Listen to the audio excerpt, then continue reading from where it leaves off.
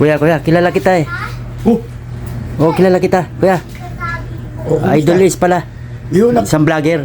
kilala mo pa ako? Oo, Ito, itsura ko na to. oo, kilala kita, nakikita kita sa pelikula eh. Instant fan Panahon nila ka. Fernando po. Oo. Ay, salamat iyo, napapanood mo. Interview kita, kuya. Kuya, matanong nga pala kita, kuya. Oh, sige. Di ba matagal ka ng kontrabida sa mga pelikula? Matagal. Fernando po pa, di ba? Fernando po pa, Ace Berhe, Dolphy. Oh. Yeah, mga nakasama ko na lahat.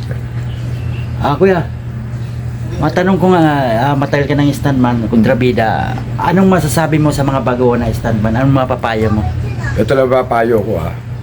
Sa mga baguhan stuntman, kailangan workout, ensayo para marunong kayo umakting. Di ba?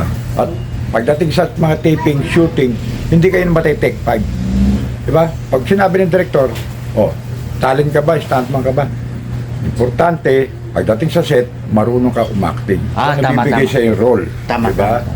Kuya, matanong ko pa. Hmm. Yung sa pagdidisiplina sa tao at pagiging stuntman, ang masabi mo? Hindi. Sa stuntman naman, kung anong oras call time mo, diba, call time mo, alas 5 ng umaga, alas 4 nandurong ka na. At huwag ka mauuna sa bida. Kailangan yung stuntman kontra bida, mauuna sa bida. Para pagdating ng bida, andun ka na sa set. Diba? Kasi tatawagan yung mga, sino yung stuntman dito, kailangan ko 8. Diba? Andun ka na sa set. Para Tama. diba? Para pag sinabi ng director, asa yung stuntman? Andito ka na.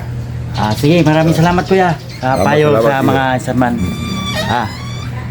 Oka Moran, Moran. bitika nung kontrabida. Naku po. Yan. Ilang dekada na ako sa pelikula at television. Salamat, kuya. Oh, Salamat, kuya, sa thank you. mga payo mo.